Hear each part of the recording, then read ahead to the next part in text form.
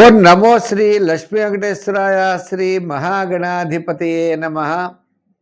వ్యాసం వసిష్ఠ నప్తారం శక్తే పౌత్రమకల్మషం పరాశరాత్మజం వందే సుఖతాతం తపోనిధిం. ప్రేక్షకుల నమస్కారాలు తెలియజేస్తూ మనం ఈ వారం రాశి ఫలాలు తెలుసుకుందాం. జూలై 26 నుండి ఆగస్టు 1 వరకు ఉన్న గ్రహాల యొక్క పరిస్థితిని అనుసరించి మనం రాశి ఫలాలు తెలుసుకుందాం. చంద్రుడు ధనస్సు, మకర, కుంభరాశుల్లో చంద్ర సంచారం.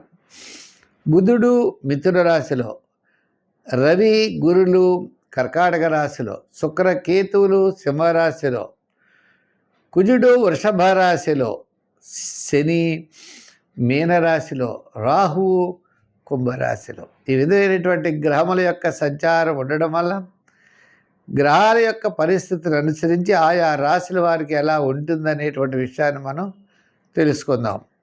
అయితే ఈ వారం ముఖ్యమైన పండగలు ఏమిటి అంటే, మనకి 29వ తారీఖు వ్యాస పూర్ణిమ.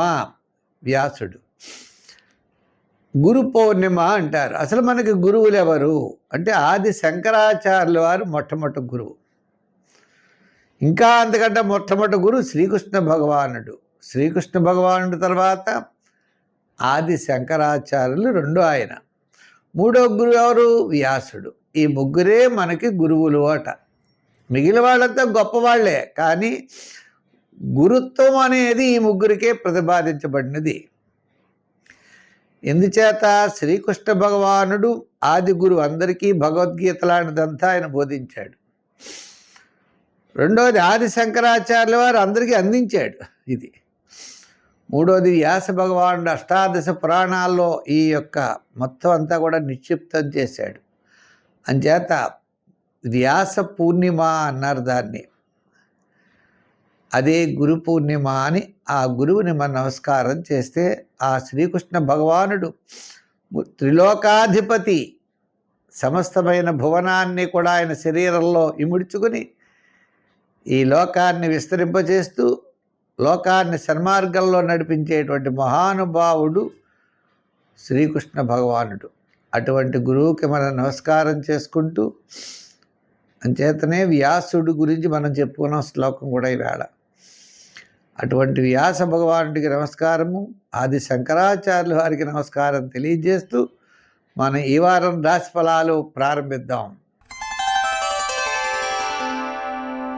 కర్కాటక రాశి. ఈ కర్కాటక రాశి వారికి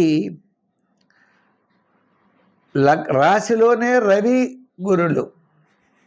మిగిలిన గ్రహాలన్నీ పెద్దగా అనుకూలంగా లేవు చెప్పాలంటే. లాభంలో ఒక కుజుడున్నాడు. సోదర వర్గ సంబంధమైన విషయాలు, ఆరోగ్య సంబంధమైనవి, ఆర్థిక పరిస్థితులు, క్రయ విక్రయాదులు కొన్ని అనుకూలమైన వాతావరణంలో జరిగే అవకాశాలు ఉన్నాయి. ఏదైనప్పటికీ మీరు రూపాయి ఖర్చు అవుతుందంటే రూపాయిన్నర ఖర్చు అవుతుంది.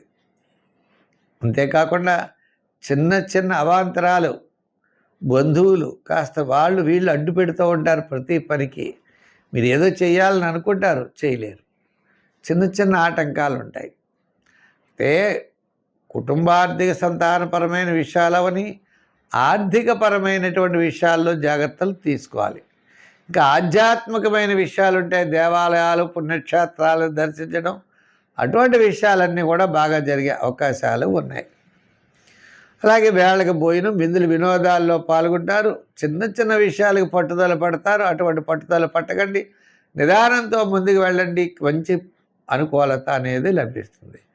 ఏదైనప్పటికీ కూడా గ్రహముల యొక్క బలం మిశ్రమైనటువంటి ఫలితాలు ఉన్నప్పుడు మనం ఎక్కువ శ్రమ పడవలసినటువంటి అవసరం అనేది ఉంటుంది. ఆధ్యాత్మికమైన చింతన, దైవ ప్రార్థన, ప్రతి పని కూడా చాలా శ్రద్ధగా చేయడం, మనకి తెలియని విషయాలు ఇతరులతో చర్చించడం, వారి యొక్క అనుభవాలు, వారి యొక్క ఆజ్ఞలు, వారు ఏ విధంగా అయితే మనకి సహాయ సహకారాలు అందించారో, ప్రోత్సహించారో, గైడెన్స్ ఇచ్చారో అది మనం పాటిస్తూ ముందుకు పెడితే మనం తప్పనిసరిగా విజయం అనేది మనకి లభిస్తుందట. చేత నిదానంగా ఉండండి, విజయాన్ని పొందండి. కంగారు పడకండి, టెన్షన్ పడకండి.